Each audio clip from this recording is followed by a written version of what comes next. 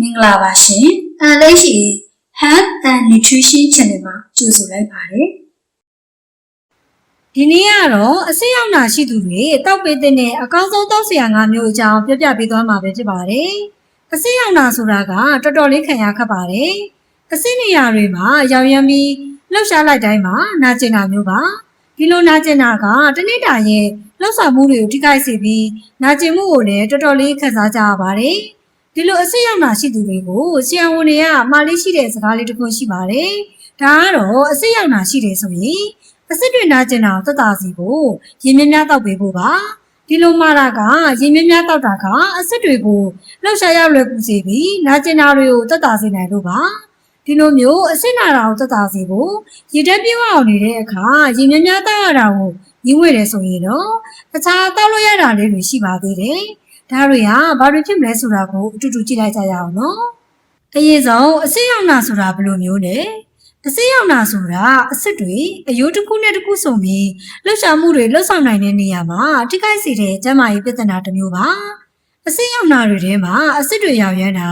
ကျိုးတာမျိုးတွေပါဝင်နေပါတယ်။ဒီလိုပြောင်းလဲမှုတွေကအဆိပ်တွေမှာလှုပ်ရှားမှုလုပ်တဲ့အခါနာကျင်မှုကိုခံစားရစေနိုင်ပါတယ်။အဆိပ်ရောင်နာကများသောအားဖြင့်ဒီခန္ဓာကိုယ်အစိတ်ပိုင်းတွေမှာခံစားရနိုင်ပါတယ်။ခြေထောက်၊လက်၊တင်မ၊ဒူး၊ခါးပိုင်းစတဲ့နေရာတွေမှာခံစားရနိုင်ပါတယ်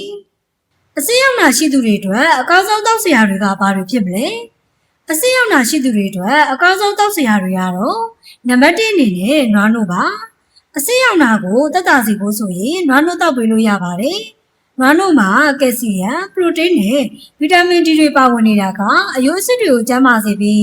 အဆိပ်နာတာကိုသက်သာစေနိုင်ပါတယ်။သွေးရည်အဆီဓာတ်များသူဆိုရင်အဆီထုတ်ထားတဲ့နွားနို့ကိုတောက်ပေးပါ။အဆိပ်ရောင်ယောဂအတွက်ဆေးတွေတောက်နေရတယ်ဆိုရင်ဆေးနဲ့2 နာရီလောက်ခွာတောက်ပေးပါ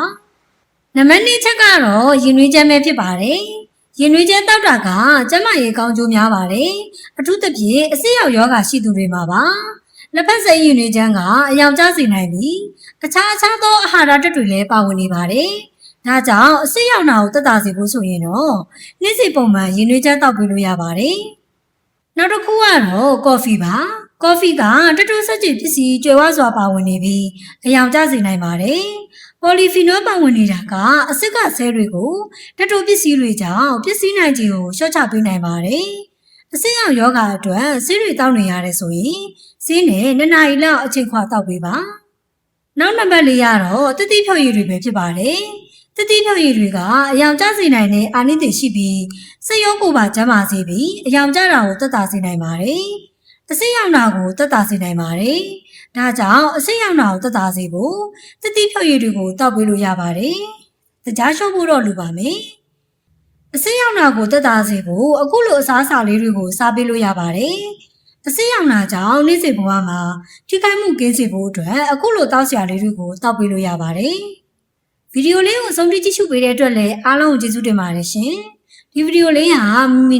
မိပတ်ဝန်းကျင်အတွက်အကျိုးတစ်စုံတစ်ရာရစေမယ်ဆိုရင် like and share လေးလုပ်ပေးခဲ့ပါအောင်နော်။ဗီဒီယိုတင်တိုင်းအမြဲသိရအောင် channel လေးကို subscribe လုပ်ရသေးဘူးဆိုရင်လည်း subscribe လုပ်ပြီးဘေးကခါလောင်းလေးကိုလည်းဖွင့်ထားဖို့မမေ့ပါနဲ့နော်။ပြည်သူကြီးအားလုံးကျန်းမာပျော်ရွှင်ပြီးတာယာနာပါတဲ့နေ့ရက်များစွာကိုပိုင်ဆိုင်နိုင်ပါစေလို့ဆုတောင်းပေးလိုက်ပါတယ်ရှင်။နောက်ဗီဒီယိုတွေမှာပြန်တွေ့ကြမယ်နော်။